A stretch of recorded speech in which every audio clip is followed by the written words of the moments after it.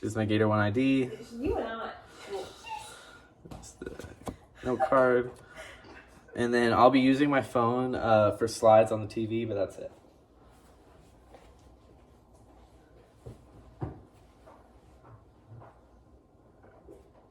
Hello, my name is Trey Ecker, and today I'll be talking to you about climate change. So earlier this year, I was writing an article on climate change, and more specifically on the fires taking place in the Amazon rainforest. In doing extensive research on this topic, I spoke to a professor at UF. His name is Professor Emilio Bruna, and he's a tropical rainforest ecologist. He spoke to me about his concerns on climate change and how if we don't do something now, there could be irreversible changes to the global climate by about 2050. He also talked to me about concerns for people's physical health, as well as for economic purposes, and as well as global and regional climates being altered as a result of climate change. So I was thinking back on this article, and I decided I wanted to write a speech on why we need to implement the Paris, or why we need to agree to the Paris Agreement. So today I'll be talking to you about the implications of climate change. I'll also be talking to you about the Paris Agreement and what exactly it is and why we should join it.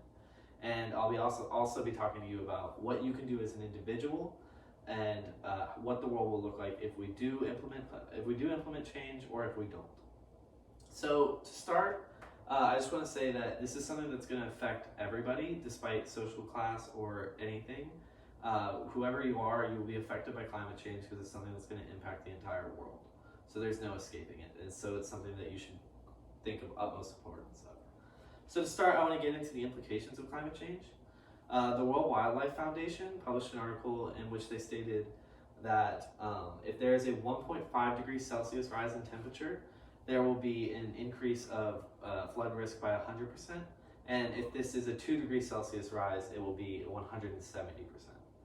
So another article published was an article in Business Insider, and they said that accelerated planet-wide warming has been linked to species extinction, as well as to increased drought seasons and to natural disaster intensity and formation.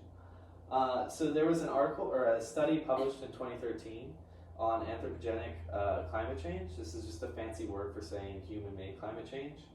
But they found that there is a 25 to 30% increase in category 4 and 5 hurricanes with every degree Celsius rise in temperature. They also found that there was a balance with a decrease in category 1 and 2 hurricanes alongside this increase in 4 and 5 hurricanes.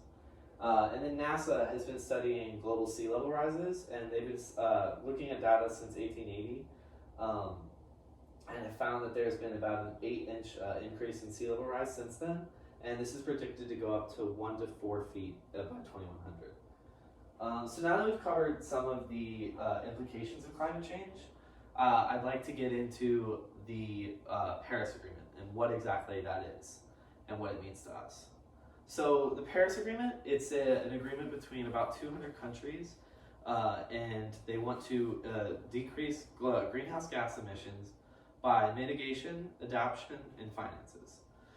So there's a main goal of getting greenhouse gas emissions below 2 degrees. They don't want the temperature to rise to 2 degrees Celsius because this is the point where we'll see irreversible damages.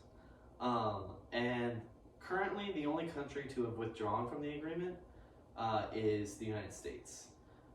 They signed originally back in 2016, and in 2017, President Trump decided to cease implementation of the agreement.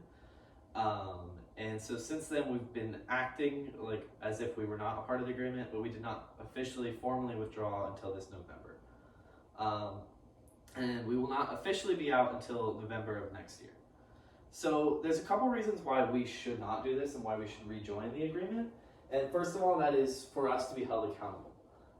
The U.S. is a major contributor in greenhouse gas emissions, and so it's something that we need to be held accountable because there 3 years while we were involved in the agreement, 3 years prior to being in the agreement, and while we were in the agreement, there was a steady plane of greenhouse gas emissions by the U.S. It did not increase or decrease. However, when we left, according to Rachel Cletus, she's a member of the United Union of Concerned Scientists, she said that the U.S.'s emissions actually rose after we left. So this is something that we should be held accountable for, because it's something that's going to affect not only us, but it'll affect other countries and people involved. So another reasons why we should join is the agreement's actually beneficial and has been working in a couple countries.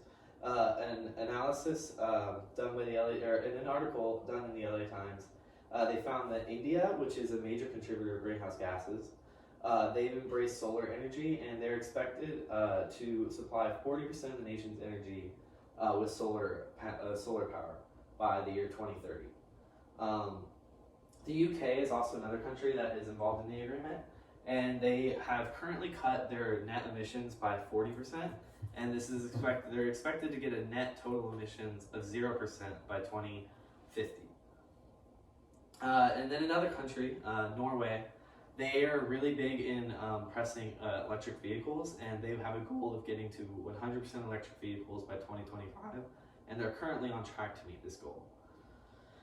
So another thing is many Americans agree with the Paris Agreement and think that we should be involved in it. There was a study done by the Chicago Council, and they found that 71% of Americans agreed to the Paris Agreement and thought we should be in it. So there's no reason that we shouldn't be in it if a majority of America thinks that we should be involved. It's just something that will help the environment, and overall there's no harms to being involved in the agreement. So now we've covered the Paris Agreement, we've covered the implications of climate change. I want to talk to you about what the world would look like if we don't do anything. If we don't do anything, the picture on the left shows what Florida will look like if global temperature rises 2 degrees Celsius. As you can see, a lot of South Florida is underwater, and a lot of coastal Florida is underwater or at risk of being underwater. And on the right, it shows an increase in temperature of 4 degrees Celsius by 2100. And that, as you can see, is most of South Florida, and a lot of coastal Florida is underwater and unlivable, resulting in displacement of millions of people. So a thing you can do is write to your local congressman or woman. There was a study found by Christina Miller. She is a political scientist at the University of Maryland. And she found that actually writing to your local congressmen and women changed their mental map and gets them to think about that legislation in the future. So in conclusion, we have discussed the Paris Agreement, we've discussed implications of climate change, as well as what you can do as an individual. And I just want to re-emphasize that this is something that we need to take action on now, otherwise things will be too late and we will have an underwater Florida. So that's all for me. Any questions? Yes? What can I do in my daily life besides writing to my congressman to help? So a couple things you can do in your daily life are using glass or plastic, or like reusable plastic water bottles rather than buying water bottles. You could also just drink from water fountains. If you go grocery shopping, you can bring your own bags rather than taking plastic bags from there. And then some other things are, if you live in a small town or have means to, you can ride a bike instead of taking your car. Like if you can commute to work by a skateboard or a bike or walking, it's better to do that than to drive. Any other questions? Yes? What was the main reason behind leaving the Paris Agreement in the first place? So a lot of the reason behind leaving the Paris Agreement was for economic concerns and worry that it would result in less jobs. However, it's been found that in China, actually, there's an opening of 13 million jobs because they are working towards renewable energy. They put in $316 billion towards renewable energy, and this is supposed to open up 13 million jobs by 2020. That was according to an article in Reuters.